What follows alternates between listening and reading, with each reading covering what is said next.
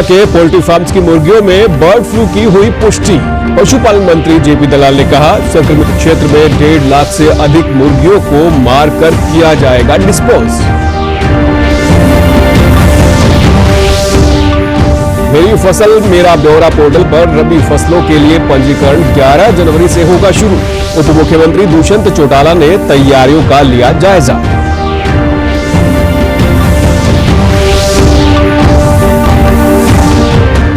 देश के 33 राज्यों और केंद्र शासित प्रदेशों में आज से हुआ कोरोना वैक्सीन का ड्राई रन। डॉक्टर हर्षवर्धन ने दिए वैक्सीनेशन से जुड़े सवालों के जवाब।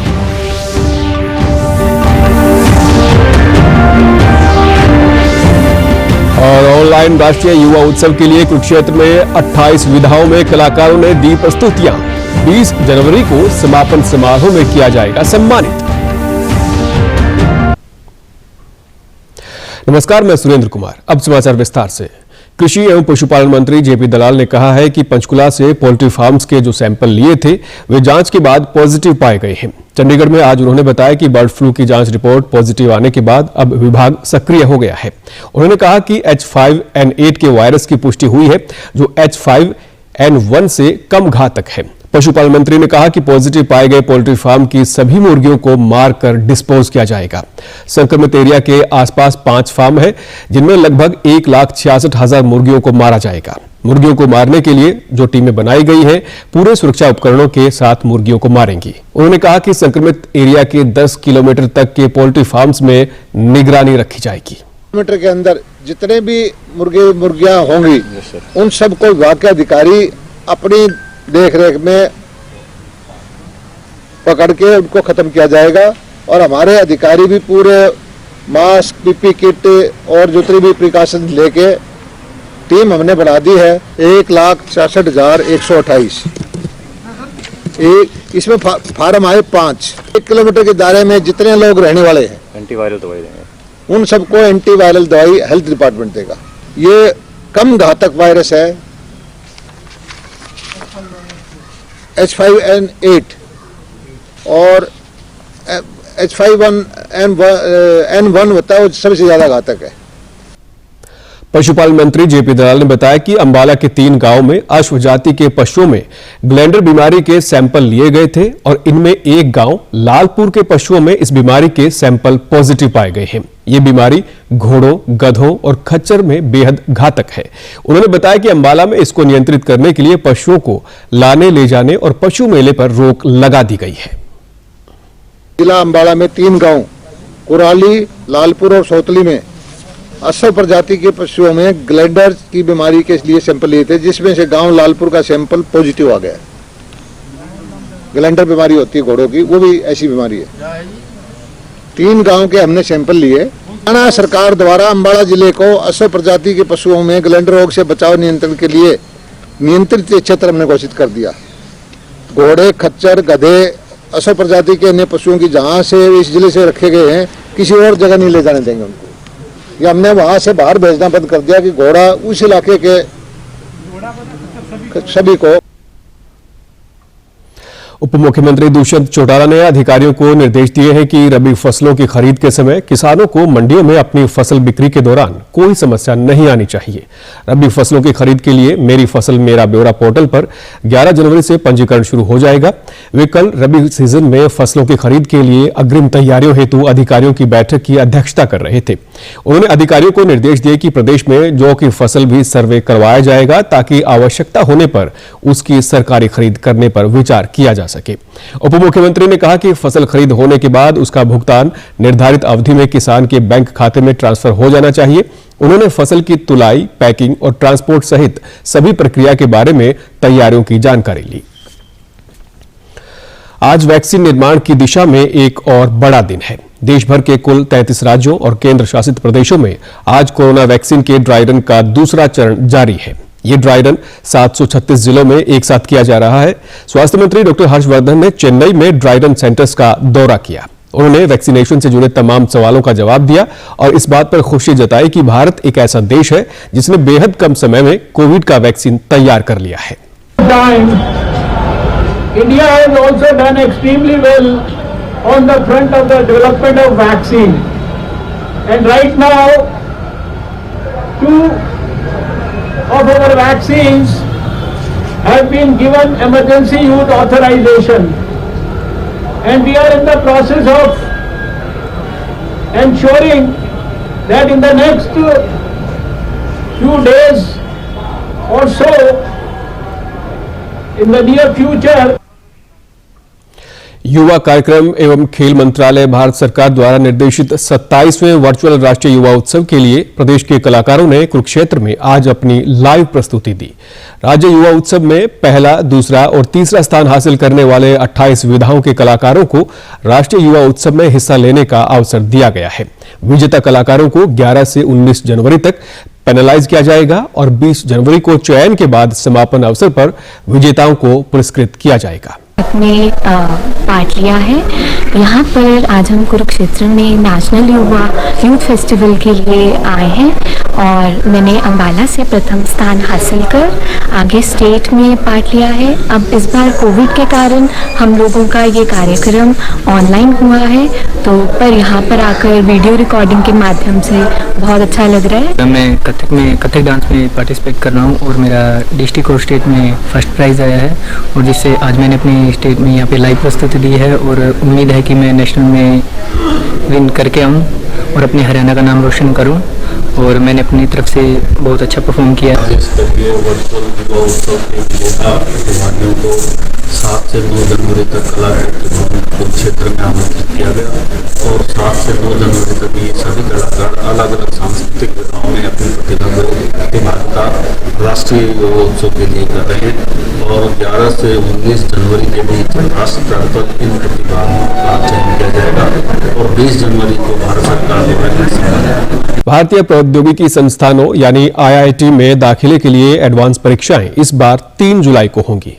केंद्रीय शिक्षा मंत्री रमेश पोखरियाल निशंक ने आज परीक्षाओं की तारीख की घोषणा करते हुए कहा कि इस बार भी IIT में दाखिले के लिए 75% अंक की अनिवार्यता नहीं होगी। उन्होंने कहा कि इस साल IIT खड़गपुर JEE एडवांस परीक्षाओं का आयोजन करेगा। IIT में जो प्रवेश हेतु JEE एडवांस की परीक्षा पात्रता के लिए जो 75% का मानदंड था उसे हमने इस समय भी हटा दिया है ताकि आपको ये सुविधा मिल सके और प्रतिभाशाली छात्र छात्राएं वो JEE एडवांस की परीक्षाओं में बैठ सकें और सफल हो सकें। 3 जुलाई 2021 को इसकी तिथि भी सुनिश्चित की गई है। आपके पास पूरा वक्त है, बहुत अच्छे तरीके से आप तैयारी कर सकते हैं। स्वास्थ्य मंत्रालय के अनुसार देश में कोविड से ठीक होने की दर दुनिया में सबसे अधिक है। देश में अब तक 1,37,000 से ज्यादा मरीज स्वस्थ हो चुके हैं, जिसके बाद देश में रिकवरी रेट बढ़कर 96.39% हो गया है। देश में कोविड मृत्यु दर 1.45% रह गई है। पिछले 24 घंटों में 20,539 कोरोना मरीज ठीक हुए हैं। वहीं प्रदेश में कोरोना से स्वस्थ होने वाले मरीजों की संख्या बढ़कर 2,58,500 से अधिक हो गई है। प्रदेश में रिकवरी रेट 97.92% और मृत्यु दर 1.11% है। कोविड-19 महामारी के खिलाफ देश एकजुट होकर लड़ रहा है। आप भी हमारे साथ सुरक्षा और बचाव के 3 आसान एहतियाती उपायों का संकल्प लें। मास्क हमेशा सही ढंग से पहनें, 2 गज की दूरी बनाए रखें और हाथ बार-बार धोएं। नए कृषि कानूनों को लेकर पैदा हुए गतिरोध को दूर करने के लिए सरकार और किसान संगठनों के प्रतिनिधियों के बीच आज 8वें दौर की बैठक बेनतीजा रही। किसान संगठनों और सरकार के बीच अगले दौर की वार्ता अब 15 जनवरी को होगी। बैठक से पहले केंद्रीय मंत्री नरेंद्र सिंह तोमर और रेल मंत्री पीयूष गोयल ने गृह मंत्री अमित शाह से मुलाकात की थी। इस महीने की 4 तारीख को किसान संगठनों के साथ हुई बातचीत के बाद कृषि मंत्री नरेंद्र सिंह तोमर ने कहा था कि सरकार चाहती है कि किसानों के प्रतिनिधि तीनों कृषि कानूनों के विभिन्न प्रावधानों पर बारी-बारी से चर्चा करें। प्रदेश से जुड़ी खबरों को विस्तार से जानने के लिए आप हमारे साथ फेसबुक, ट्विटर और यूट्यूब के माध्यम से भी जुड़ सकते हैं। हमसे जुड़ने के लिए आप हमारे सोशल मीडिया हैंडल को फॉलो कर सकते हैं। हरियाणा सरकारी कर्मचारी चयन आयोग की 9 और 10 जनवरी को होने वाली ग्राम सचिव की परीक्षा के लिए रेवाड़ी जिले में 30 परीक्षा केंद्र बनाए गए हैं, जिनमें 23,420 परीक्षार्थी परीक्षा देंगे। अतिरिक्त उपायुक्त राहुल हुड्डा ने बताया कि ग्राम सचिव की परीक्षा 2 सत्र में होगी। परीक्षा सफलतापूर्वक संपन्न करवाने और परीक्षा केंद्रों पर कानून व्यवस्था बनाए रखने के लिए जिला परिषद के सीईओ को इंचार्ज नियुक्त किया गया है। एडीसी परीक्षा देने वाले परीक्षार्थियों से आह्वान किया है कि वे कोविड-19 के मानक नियमों का पालन अवश्य करें। प्रधानमंत्री किसान सम्मान निधि योजना सिरसा जिले के किसानों के लिए वरदान साबित हो रही है। इस योजना के तहत किसानों को प्रतिवर्ष 6,000 रुपए 3 किस्तों के जरिए दिए जाते हैं।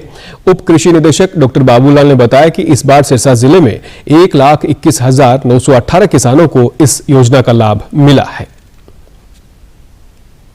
किसान सम्मान निधि है वो फरवरी 2019 में स्टार्ट हुई थी और उसमें एक यूनिट थी कि हस्बैंड वाइफ और माइनर बच्चे, उनका यहाँ पर हमने रजिस्ट्रेशन करवाई थी पोर्टल पे और उसमें किसान को सालाना 6,000 रुपए दिए जाने हैं। इसमें पहले कंडीशन थी कि 5 एकड़ जमीन, लेकिन बाद में 5 एकड़ से ज़्यादा उनको भी कंसिडर कर दिया गया था और हमारे ज़िले में लगातार इसमें काफ़ी किसानों को लाभ मिला है। अब तक जो अब किस्त आई है वो 1,21,918 फार्मर्स को इसमें किस्त आई है। और लाभार्थी किसानों ने खुशी जाहिर करते हुए बताया कि उनके खाते में 2,000 रुपए की राशि आई है, जिससे वे फसलों के लिए खाद, दवाई और कृषि के लिए जरूरी सामान खरीद रहे हैं। प्रधानमंत्री दी जो स्कीम चल रही है बहुत वधिया, 2,000 रुपये आ रहे हैं खाते च, पर इन भरपाई तो नहीं हो सकती, पर जो भी है ठीक है। अगर तो होर विस्तार हो तो सब तो चंगा है। लोगों को जागरूक होना चाहिए है, जागरूक जिन्हें तक नहीं होंगे किसान उन्हें तक ये स्कीमा ज्यादातर ठंडे बस्ते च पिया रही है। 2,000 रुपया आया है, बहुत खाद स्प्रे लिया हुआ, स्कीम बहुत बढ़िया बना रखी है। मेहर कर रखे मैं तो सारा किसानों में फायदे, सारे किसानों में फायदे है। मेरे खाते में 2,000 रुपए पीएम स्कीम के तहत आते हैं। प्रदेश सरकार ने कॉलेजों में पढ़ने वाले युवाओं के यातायात व प्रकृति के बारे में जागरूक करने के उद्देश्य से nature and traffic interpretation centre खोलने का निर्णय लिया है। उच्चतर शिक्षा विभाग के प्रवक्ता ने बताया कि सभी गवर्नमेंट और एडिड कॉलेजों के प्रिंसिपलों को निर्देश दिए गए हैं कि वे अपने कॉलेज में nature and traffic interpretation centre स्थापित कर लें। इन केंद्रों में कॉलेजों के सभी विद्यार्थियों को पंजीकरण करवाना अनिवार्य होगा और एक असिस्टेंट प्रोफेसर को नोडल अधिकारी नियुक्त करना होगा। प्रवक्ता ने बताया कि इसका मुख्य उद्देश्य युवाओं को पर्यावरण संरक्षण के प्रति जागरूक कर प्रकृति से संबंधित गतिविधियों में शामिल करना है। और अंत में इस बुलेटिन के मुख्य समाचार एक बार फिर। पंचकुला के पोल्ट्री फार्म्स की मुर्गियों में बर्ड फ्लू की हुई पुष्टि। पशुपालन मंत्री जेपी दलाल ने कहा, संक्रमित क्षेत्र में 1.5 लाख से अधिक मुर्गियों को मारकर किया जाएगा डिस्पोज।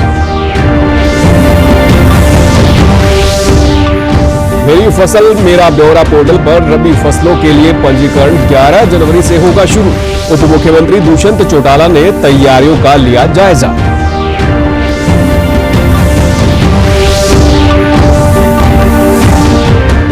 देश के 33 राज्यों और केंद्र शासित प्रदेशों में आज से हुआ कोरोना वैक्सीन का ड्राई रन। डॉक्टर हर्षवर्धन ने दिए वैक्सीनेशन से जुड़े सवालों के जवाब।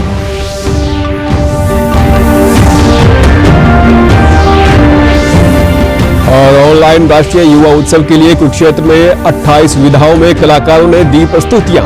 20 जनवरी को समापन समारोह में किया जाएगा सम्मानित। समाचार में आज इतना ही। नमस्कार।